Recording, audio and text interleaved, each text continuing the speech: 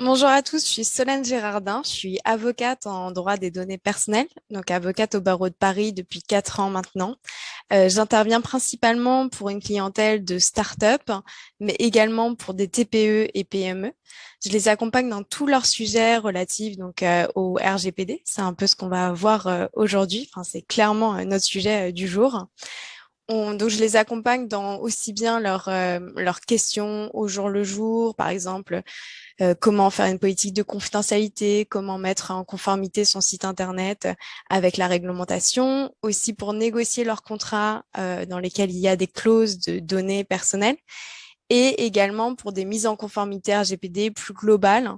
J'accompagne des entreprises qui interviennent aussi bien dans des secteurs, par exemple, de la santé, des secteurs bancaires, assurances, ou la fourniture de logiciels SaaS un petit peu plus classique. Et à côté, j'ai aussi une activité où j'aide aussi à la rédaction de contrats, par exemple de conditions générales de vente, d'utilisation, de contrats clients, contrats de partenariat, et aussi de façon plus annexe, toutes les questions qui vont être relatives aux marques. Donc aujourd'hui, l'objet, c'est vraiment de voir avec vous quels sont les éléments pour initier une mise en conformité au RGPD. Donc, ça va être un webinaire qui est vraiment très concret. Euh, donc, le RGPD, c'est quoi? Pour commencer, c'est un règlement européen. Donc, il est en application depuis 2018. Donc, ça fait justement 4 ans maintenant.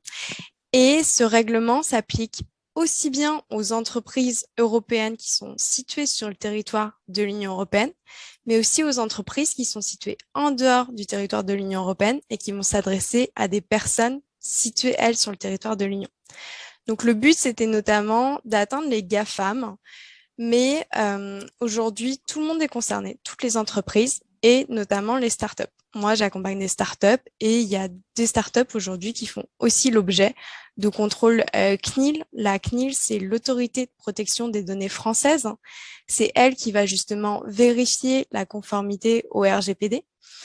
Aujourd'hui, ce qu'il faut bien comprendre, c'est qu'on n'a plus besoin de faire des déclarations par exemple, de traitement de données auprès de la CNIL. On n'a plus besoin de dire, voilà, j'ai un site internet et dans ce cas, je traite des données à caractère personnel, je fais une déclaration.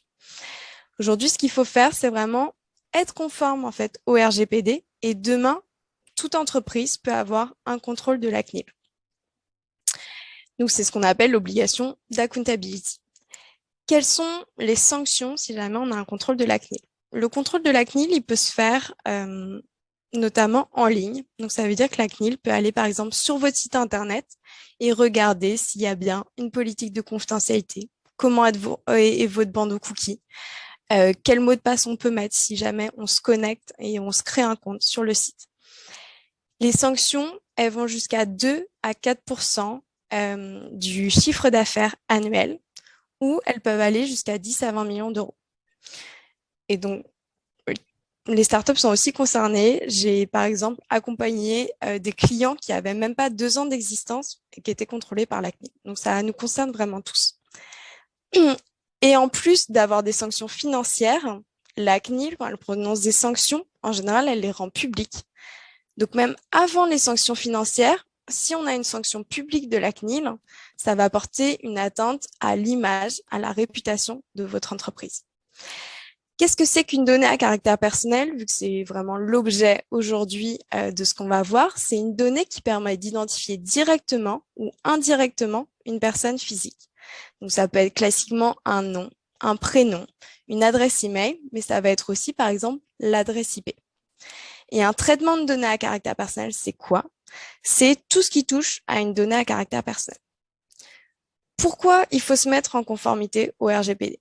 Pour plusieurs raisons. La première, c'est qu'il faut vraiment en faire, c'est vraiment un atout marketing. C'est-à-dire qu'aujourd'hui, les utilisateurs, quand ils vont sur des sites Internet, ils s'attendent à avoir plusieurs éléments qui montrent en fait la conformité au RGPD et qui montrent que leurs données à caractère personnel sont bien protégées. De plus en plus, on voit des utilisateurs d'ailleurs qui font des réclamations auprès des entreprises pour vraiment protéger leurs données. Par exemple, s'ils veulent être désinscrits, s'ils reçoivent des mails intempestifs de prospection commerciale. et où ils menacent sinon de saisir la CNIL. Donc ça, on le verra tout à l'heure justement. Et si vous intervenez davantage en B2B, vos clients risquent de vous demander des garanties de conformité au RGPD. Et enfin, si vous préparez par exemple à faire des levées de fonds ou à faire entrer en tout cas des investisseurs à votre capital, ils vous demanderont également des garanties. Donc aujourd'hui, ce qu'on va voir, on va voir plusieurs éléments. On va commencer par la mise en conformité RGPD du site Internet. Le RGPD, c'est un peu comme un iceberg. On a une partie qui est visible, donc ça va être justement ce qu'il y a sur votre site Internet, la politique de confidentialité, les cookies, quand vous envoyez de la prospection commerciale par mail. Et on a une partie moins visible de l'iceberg qui va être justement de, par exemple, tenir un registre de traitement des données, répondre aux personnes qui vont vous faire des demandes d'exercice des droits, c'est-à-dire des demandes, par exemple, de suppression de leurs données, des demandes de modification de leurs données, et aussi toutes les mesures que vous allez mettre en place pour la sécurité de vos données. Donc, c'est ce qu'on va voir justement aujourd'hui. Tout d'abord, comment concrètement mettre en conformité au RGPD votre site Internet avec justement la politique de confidentialité. La politique de confidentialité, c'est quoi? C'est un document que vous voyez souvent qui est aussi appelé Privacy Policy et dont on a un contenu qui est vraiment très spécifique qui est prévu par le RGPD. Cette politique de confidentialité, elle doit avoir des termes qui sont clairs et adaptés. Donc, c'est vraiment déconseillé d'aller copier des politiques de confidentialité qui sont sur d'autres sites Internet. Déjà, vous ne savez jamais si elles sont correctes, si elles ont bien été faites par des avocats. Et ensuite, votre politique de confidentialité, elle doit vraiment être spécifique à votre activité. Donc, souvent, si vous allez prendre une politique de confidentialité sur un autre site, le risque, c'est qu'elle soit adaptée à d'autres services qui ne sont pas les vôtres. Qu'est-ce qu'on met dans sa politique de confidentialité? On met notamment pourquoi on collecte les données. C'est ce qu'on appelle en RGPD la finalité. C'est-à-dire, par exemple, j'ai un site Internet où je vends des produits dessus. Je collecte et je traite les données pour pouvoir gérer l'achat en ligne du consommateur sur mon site. Qu'est-ce qui m'autorise à traiter ces données? C'est le fondement juridique. Ça va être par exemple le contrat. Le consommateur, quand il va sur votre site Internet, il va accepter des conditions générales d'utilisation ou de vente. Et il y a donc un contrat qui est conclu entre votre entreprise et entre le consommateur. Et c'est sur ce fondement juridique que vous allez pouvoir traiter ces données. Ensuite, qui a accès aux données?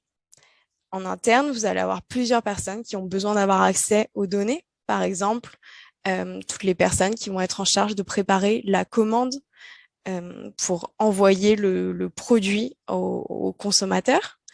Vous pouvez aussi avoir des accès par des personnes externes à votre entreprise, par exemple des prestataires. Un prestataire notamment d'envoi newsletter, si vous envoyez de la prospection commerciale par mail. Ensuite, il faut indiquer combien de temps vous conservez les données. Donc, vous pouvez les conserver. Vous devez les conserver, toujours avoir une durée de conservation qui est limitée au temps qui est nécessaire. Donc, par exemple, a priori, si vous devez envoyer un produit au consommateur, vous devez pouvoir conserver les données pendant le temps nécessaire pour la livraison, mais vous pouvez devoir aussi conserver ces données plus longtemps pour vos obligations légales. Par exemple, s'il y a une facture, vous devez la conserver pendant 10 ans. Ensuite, vous indiquez également les modalités selon lesquelles les personnes concernées peuvent exercer leurs droits. Donc, exercer leurs droits, ça veut dire, par exemple, demander la suppression de leurs données, la modification de leurs données. Donc, ça, elles peuvent pouvoir donc exercer leurs droits directement sur le compte sur le site Internet, ou elles peuvent devoir, par exemple, envoyer un mail. Et il faut également indiquer si vous transférez des données à caractère personnel hors de l'Union européenne. Souvent, si vous êtes basé sur le territoire de l'Union européenne, vous n'allez pas en soi opérer directement de transfert de données personnelles hors de l'Union européenne, mais peut-être que vous utilisez des prestataires, par exemple américains, comme c'est le cas de AWS ou même de Google, qui, eux, vont procéder à des transferts de données hors de l'Union européenne. C'est l'ensemble de ces éléments qu'il faut indiquer dans une politique de confidentialité. Il y a des mentions d'informations, des exemples de mentions d'informations qui existent sur le site de la CNIL, donc je vous invite à consulter pour pouvoir la rédiger. Comment on doit rédiger sa politique de confidentialité? Il faut toujours fournir une information qui soit compréhensible. Le but du RGPD, c'est vraiment justement de donner le pouvoir aux personnes physiques sur la protection de leurs données à caractère personnel. Et pour ça, le RGPD exige vraiment de la transparence, c'est-à-dire que la politique de confidentialité, son but, c'est qu'elle soit compréhensible de tous, et pas seulement par moi qui suis avocate ou par un juriste. Il faut vraiment que tout le monde puisse comprendre une politique de confidentialité. Pour ça, comment on fait? On utilise un vocabulaire qui va être simple. On va faire des phrases courtes avec un style direct. On utilise le moins possible de termes juridiques ou de termes techniques, pas de termes abstraits ou ambigus, et on va s'adapter au public visé. C'est-à-dire que, par exemple, notamment, si on s'adresse à des enfants, on va devoir avoir une politique de confidentialité qui soit encore plus simple. L'information, elle doit être aussi lisible. C'est-à-dire que le but, c'est pas d'écrire une notice d'information qui va faire 20 pages en Times New Roman taille 8, qui va être vraiment illisible.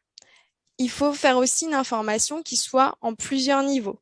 Souvent, on va mettre en fait sur, par exemple, on a le formulaire pour pouvoir s'inscrire sur le site internet. On va ici renseigner des données à caractère personnel. Et dès lors, on va mettre une petite mention qui va renvoyer vers la politique de confidentialité en indiquant « Nous traitons vos données conformément à notre politique de confidentialité ». Et il faut aussi adapter cette information aux situations et notamment aux supports. Par exemple, on est tous déjà tombés sur des sites internet qu'on consultait sur notre téléphone portable et où on avait un gros pop-up, par exemple, pour les cookies ou pour la politique de confidentialité qui apparaissait, qui nous stoppait totalement la navigation, qu'on n'arrivait pas à enlever. Donc ça, voilà, c'est pas possible. Il faut vraiment que ce soit toujours responsive design. Et enfin, cette politique de confidentialité, elle a une valeur informative. C'est-à-dire que contrairement à des conditions générales d'utilisation ou de vente qui doivent être acceptées par une case à cocher souvent, la politique de confidentialité, on n'a pas besoin de la faire accepter, contrairement à ce qu'on voit parfois. Elle a seulement une valeur informative, elle a une valeur déclarative. Donc, il faut qu'elle soit accessible, qu'on puisse y avoir accès, souvent par une page séparée, avec un lien qui va être accessible dans le footer du site internet, mais on n'a pas besoin de la faire accepter. Donc ça, c'était sur la politique de confidentialité. C'est vraiment un élément principal de la mise en conformité RGPD de votre site internet et les utilisateurs s'attendent à le voir sur votre site. Ensuite, on va parler des cookies. Les cookies, en plus, c'est un gros sujet parce que l'année dernière, c'était un des thèmes prioritaires de contrôle de la CNIL. Donc, elle a notamment prononcé plusieurs sanctions concernant les cookies. Les cookies, on en a de plusieurs sortes. On a des cookies qu'on va appeler les cookies techniques. C'est les cookies qui sont nécessaires vraiment au bon fonctionnement, par exemple, de votre site internet. Pour les cookies techniques, on n'a pas besoin de recueillir le consentement des personnes. Et on a deux types de cookies pour lesquels le consentement est requis. Ça va être notamment les cookies de réseaux sociaux. Donc, par exemple, quand on voit les petites icônes Facebook sur les sites internet. Aussi les cookies publicitaires qui permettent d'afficher de la publicité qui soit adaptée aux intérêts de la personne. Et les cookies de mesure d'audience. C'est pas vrai pour tous les cookies de mesure d'audience, ce sera le cas seulement pour certains d'entre eux. Donc pour l'ensemble de ces cookies, on doit recueillir le consentement de la personne. Comment on recueille son consentement? On le recueille avec un bandeau cookie. En principe, ce bandeau cookie doit comporter 3 boutons. Un bouton « J'accepte tout », un bouton « Je refuse tout » et un bouton « Personnalisé » ou « Paramètres ». Dans le bouton « Personnalisé » ou « Paramètres », on doit pouvoir accepter ou refuser chacun des cookies selon leur finalité, donc selon le type de cookie utilisé. Par exemple, normalement, je dois pouvoir refuser les cookies de réseaux sociaux, mais accepter les cookies publicitaires et pas accepter tous les cookies ou refuser tous les cookies. C'est pour ça qu'on a ce bouton personnalisé.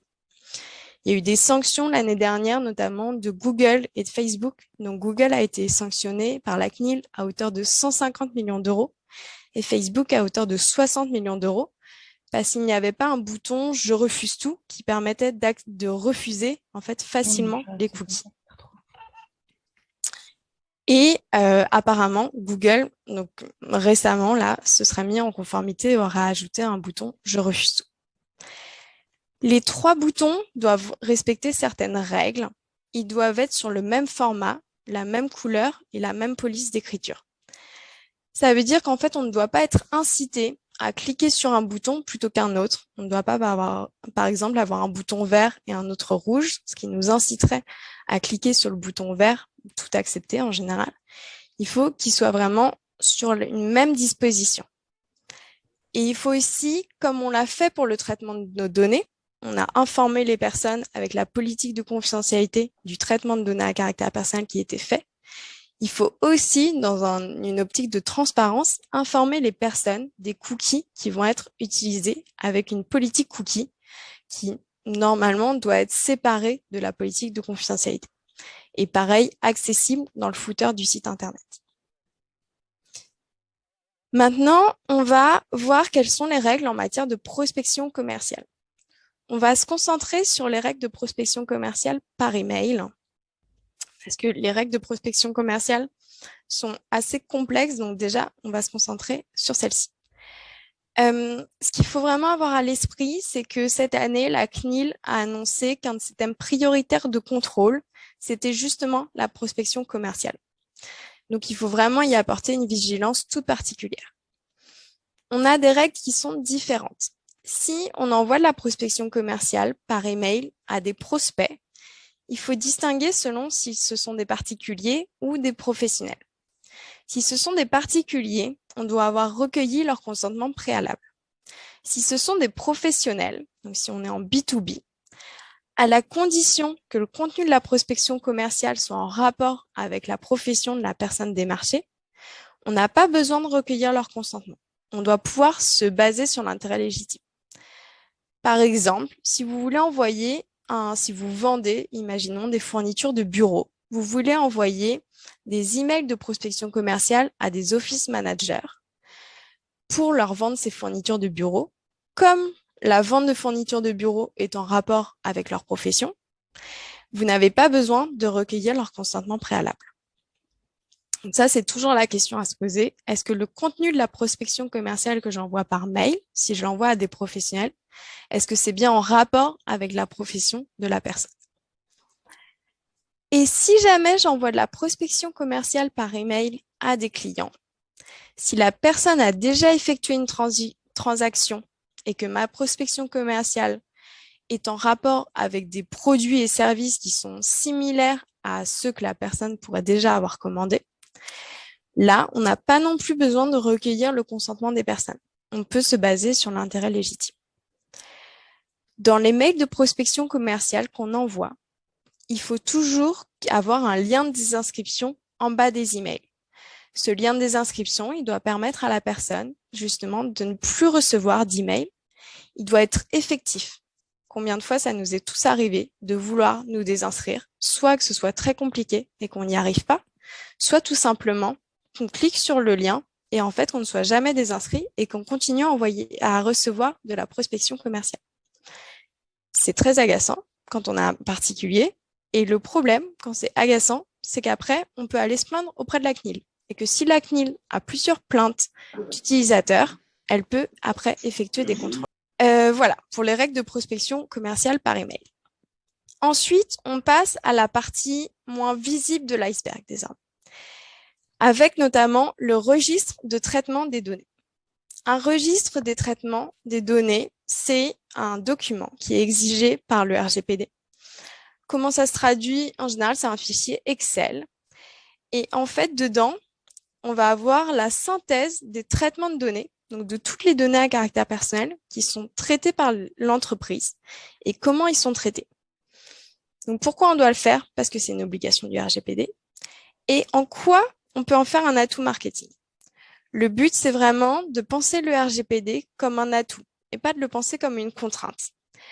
L'atout, c'est que ça vous permettra d'avoir une vision d'ensemble sur vos traitements de données. Souvent, quand on est un entrepreneur, on a la tête dans le guidon et c'est très rare qu'on puisse avoir justement cette vision d'ensemble sur ces traitements de données. C'est l'avantage de la compliance, du RGPD, c'est de pouvoir voir quelles sont les données qu'on traite et comment on les traite et avec quels outils. Comment on va mettre en place ce registre de traitement de données? Il va falloir identifier les activités principales de votre entreprise qui utilisent des données à caractère personnel. Ça va être par exemple le recrutement, la gestion de la paye, la formation, la gestion des badges et des accès, la gestion de vos contrats clients, la constitution de fichiers de prospects. Ce registre de traitement de données, il est pour qui? Il est avant tout pour votre entreprise, mais en tout cas, ce n'est pas un document à envoyer à vos clients. Normalement, même s'ils vous le demandent, ils n'ont pas besoin d'avoir votre registre de traitement de données. Et surtout, c'est très confidentiel vu qu'il y a tous les traitements de données de votre entreprise dedans, mais c'est un document qui est pour la CNIL si jamais elle fait un contrôle. Vous allez dedans créer une fiche pour chaque activité recensée en précisant notamment quel est l'objectif poursuivi. Donc, par exemple, ça peut être la fidélisation client ou la suivi des relations avec les clients pour le traitement de vos données clients. Quelles sont les catégories de données utilisées? Ça pourra être des données d'identification, nom, prénom, adresse mail, aussi des données économiques et financières, le RIB et des factures. Qui a accès aux données? Donc, comme pour la politique de confidentialité, on va indiquer qui a accès aux données en interne. Donc, par exemple, le service informatique pour régler les bugs qu'il pourrait y avoir sur votre plateforme, ou aussi des prestataires, par exemple, votre prestataire d'hébergement de données. Et également la durée de conservation des données. Donc, il faut toujours s'interroger combien de temps j'ai besoin de conserver mes données. On ne peut pas garder les données pendant une durée indéfinie. Il faut toujours se demander combien de temps j'ai besoin de les conserver. Donc ça, c'est votre registre de traitement de données. Il y a des exemples, un modèle de la CNIL de registre que vous pouvez utiliser justement pour faire votre registre. Ensuite, quelles sont les bonnes pratiques? Une des bonnes pratiques, c'est la minimisation des données. Vous avez fait votre registre de traitement de données. Vous savez exactement quelles sont les données que vous traitez. Par exemple, je traite les données nom, prénom, adresse mail, date de naissance pour mon fichier client. Est-ce que toutes ces données que je traite sont nécessaires à mon activité? Est-ce que j'ai besoin vraiment d'avoir la date de naissance de mes clients? Pas forcément. Et dans ce cas, ça va vous permettre de remettre en cause en fait les données que vous traitez pour voir celles qui sont nécessaires et pourquoi, et celles qui ne sont pas nécessaires à votre activité. Et peut-être que celles-ci, vous pouvez ne plus les traiter, ne plus les collecter. Ensuite, vous allez pouvoir voir si vous avez des données sensibles. Des données sensibles, c'est quoi? Au sens du RGPD, c'est des données, par exemple, les données de santé. Des données qui vont révéler une orientation politique. Des données qui vont révéler une orientation sexuelle. Le principe, c'est qu'on ne peut pas traiter de données sensibles. Comme tout principe, il y a des exceptions. On peut les traiter dans certains cas, notamment, par exemple, si on a recueilli le consentement de la personne. Si vous traitez des données sensibles, plus que jamais, vous devez vraiment vous conformer au RGPD et vous faire accompagner. Parce que peut-être que si vous traitez des données sensibles, vous devez réaliser d'autres formalités qui ne seraient pas nécessaires si vous n'en traitiez pas. Par exemple, une analyse d'impact sur la protection des données. Donc, il y a un document qui va permettre de voir quelles sont les mesures de sécurité que vous avez mises en place. Est-ce que celles-ci sont suffisantes au regard des risques si quelqu'un pouvait avoir accédé à ces données? Voilà, c'est vraiment nécessaire de vous rapprocher d'un conseil dans ce cas-là. Et ensuite, les habilitations, c'est-à-dire qui a accès aux données à caractère personnel. Donc, on a fait notre registre de traitement, on a vu les données qu'on traitait et on a vu aussi qui y avait accès. Par exemple, toute l'entreprise y a accès. Ça, c'est pas forcément une bonne pratique. Le mieux, ou sauf si toute l'entreprise a besoin d'y avoir accès. Peut-être que c'est le cas, peut-être que Le service finance, ils ont besoin d'avoir accès aux données des clients pour vérifier que les clients ont bien payé. Dans ce cas, ça fait sens. Le service informatique a besoin d'y avoir accès pour pouvoir aider les clients si jamais il y avait des bugs. Donc, ça peut faire sens, mais en tout cas, toujours au moins s'interroger, est-ce que les personnes qui ont accès aux données ont vraiment besoin d'y avoir accès? Ensuite, l'exercice des droits des personnes. Donc ça, on en a un petit peu parlé déjà tout à l'heure. C'est quoi les droits des personnes? Les personnes avec le RGPD ont plusieurs droits. Les principaux, qu'on va le voir le plus souvent, c'est le droit de demander la modification de leurs données. Par exemple, je change d'adresse mail, je veux changer l'adresse mail sur mon compte. Et aussi le droit de suppression des données. Je veux supprimer mon compte et donc supprimer mes données. Les personnes doivent avoir des moyens effectifs d'exercer leurs droits. Donc, c'est pas grave si elles ne peuvent pas, par exemple, modifier leurs droits directement sur leur compte, mais il faut quand même qu'elles aient un moyen de le faire et, par exemple, qu'elles puissent envoyer un email pour pouvoir modifier leurs données ou supprimer leurs données. Le délai pour leur répondre, c'est un délai d'1 mois maximum à compter de la réception de leur demande. Ce délai, il est très important. Pourquoi? Parce que il y a parfois, même souvent, les personnes qui vont exercer leurs droits sont justement des personnes, on le voit de plus en plus, des personnes qui exercent leurs droits, sont des personnes qui connaissent ces droits au regard du RGPD. Elles savent que vous avez un délai de 1 mois maximum pour leur répondre. Et si jamais vous ne répondez pas, vous ne donnez pas accès à leur demande dans ce délai d'1 mois, il y a un risque qu'elles aillent se plaindre auprès de la CNIL. Et encore une fois, si la CNIL a plusieurs plaintes qui concernent votre entreprise, il y a des chances qu'elle vienne faire un contrôle CNIL chez vous. Au-delà de ça, au-delà de cet risque du contrôle CNIL, le but, c'est aussi de renforcer la confiance qui va sécuriser la relation client. C'est dans le cadre de votre service client. Si vous avez une personne qui vous fait une demande d'exercice des droits, c'est normal que vous lui répondiez. Et enfin, pour finir, on va voir quelques principes sur la sécurité des données. Les données à caractère personnel, donc le RGPD est vraiment tentaculaire. On a plusieurs obligations et notamment des obligations de sécuriser les données. Donc en fait, d'essayer d'empêcher que des personnes mal intentionnées puissent avoir accès à ces données. Quelles sont un petit peu les bonnes pratiques de base qu'on peut mettre en place? Déjà, vous demandez, est-ce que les mots de passe qui sont mis en place sont d'une complexité suffisante? Les mots de passe, c'est aussi bien ceux que vous utilisez en interne pour accéder à votre ordinateur, pour accéder à vos logiciels, où il y a toutes les données de vos clients, de vos prospects, mais aussi si vos clients peuvent, eux, se connecter, si eux ont un compte, est-ce qu'il y a des exigences sur les mots de passe qu'ils doivent mettre en place? Les exigences, souvent, qui sont exigées par la CNIL, c'est que le mot de passe doit faire 12 caractères avec une majuscule, une minuscule, un chiffre et un caractère spécial. La CNIL, quand elle fait ses contrôles en ligne, parce qu'elle peut aller sur un site internet, comme vous ou moi, on le ferait, essayer de se créer un compte. Et ce qu'elle va faire, c'est qu'elle va tenter comme mot de passe 1, 2, 3, 4, 5, 6. Si ça marche, elle le notera et ça fera justement partie de son contrôle. Donc voilà, c'est vraiment quelque chose d'important de en fait renforcer les mots de passe pour éviter que des personnes puissent avoir accès justement à ces données. Ensuite, si vous avez des locaux, c'est là, vous posez la question de est-ce que les accès à mes locaux sont sécurisés? Est-ce qu'on a besoin d'avoir un badge pour y accéder? Est-ce qu'il y a une alarme pour y accéder? Ensuite, on va se poser encore une fois un petit peu la question des habilitations. Est-ce qu'il existe des profils distincts pour accéder aux données selon les besoins des utilisateurs? Donc, par exemple, on voyait tout à l'heure qui, chez vous en interne, peut avoir accès aux données.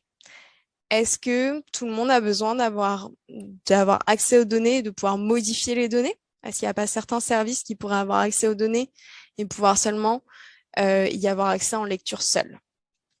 Donc ça, on retombe un petit peu sur la question des habilitations.